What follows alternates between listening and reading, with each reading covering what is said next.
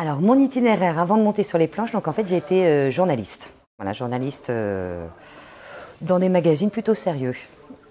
Non, c'est vrai que je trouve bien. C'est vrai qu'il est très bien. Puis alors, si jamais je dois courir après le bus en rue, regardez comme il rentre bien. Regardez ça. Ben, mon premier public, c'était, je pense que c'était un peu mes frères et sœurs. Déjà, moi, je suis au milieu, donc j'ai un grand frère, j'ai une petite sœur. Donc voilà, quand on est au milieu, c'est quand même pas facile. Donc oui, je pense que c'était eux. Et puis après, les copains. Mais ceci étant dit, quand j'étais petite, j'étais quand même très timide. Donc c'est... voilà, je faisais pas beaucoup de blagues en fait. Toi, puis moi, puis toi, puis tous ceux qui sont seuls, pas seuls, puis moi. Parce qu'on aime bien être ensemble. Ouais, c'est comme moi. La cliente, elle avait des ongles de pied psychopathes. Bah, il y en avait au moins 8 qui gondolaient, puis alors ces 2 gros orteils, franchement, ils étaient complètement désincarnés, tu vois. Voilà, je pense que c'est en télé que j'ai eu envie que j'ai appris à écrire et que j'ai eu envie d'écrire. Et puis petit à petit, j'ai commencé à écrire pour des programmes courts humoristiques et je me suis dit en fait c'est ça que je veux faire. Moi. Je veux écrire, mais si possible des choses drôles. C'est pour ça que je dis toujours à la clientèle, lubrifier, lubrifier, lubrifier. Mais attention, il y a quand même lubrifiant et lubrifiant. Allez.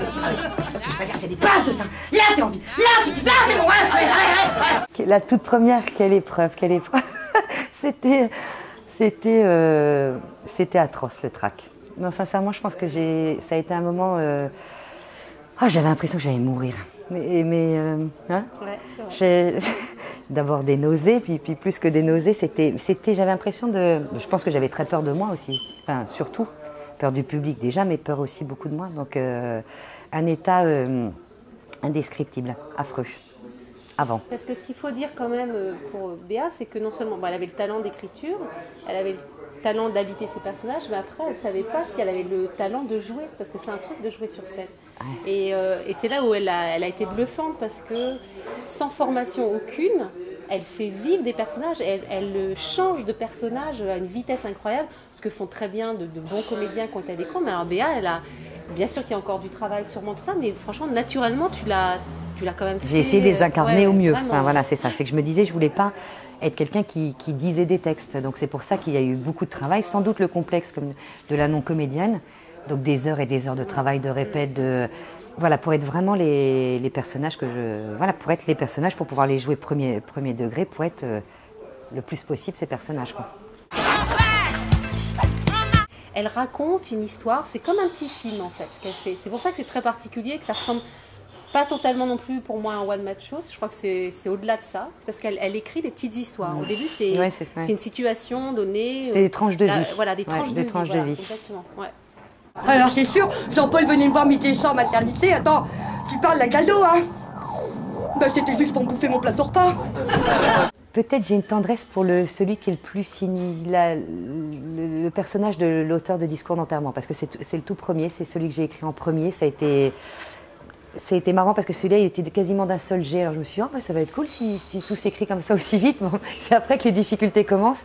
Mais celui-là, je pense que ça avait été des années, des choses consignées, puis tout d'un coup, hop, c'est sorti. Et celle-là, parce que peut-être elle est peut-être c'est le personnage le plus lointain, je pense, de moi. Non, non, c'est une vraie salope. C'est une vraie salope, cette auteure. C'est une auteure qui est ratée, une auteure qui est frustrée, qui est...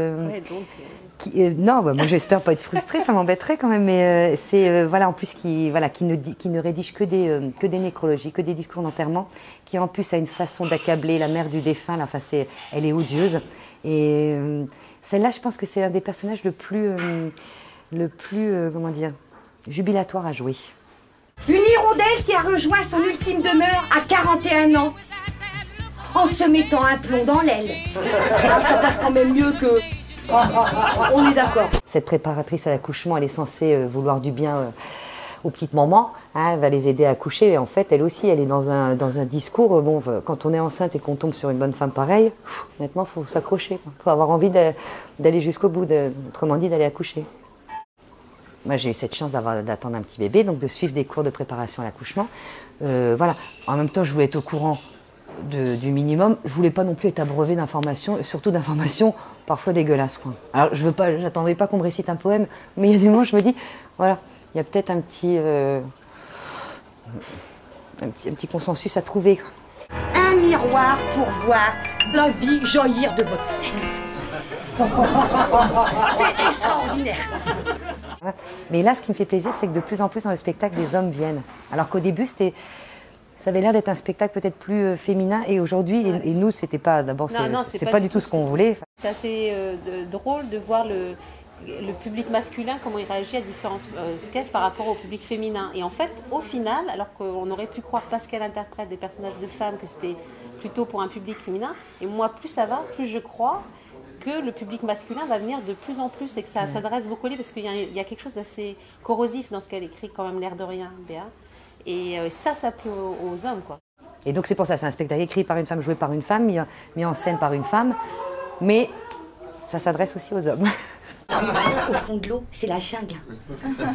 Non, les poissons, ils déboulent de partout, que tu sois là ou pas là, ils en ont rien à foutre. C'est vraiment, pousse-toi de là que je m'y mette. Ah, mais moi, j'aime pas du tout cette mentalité.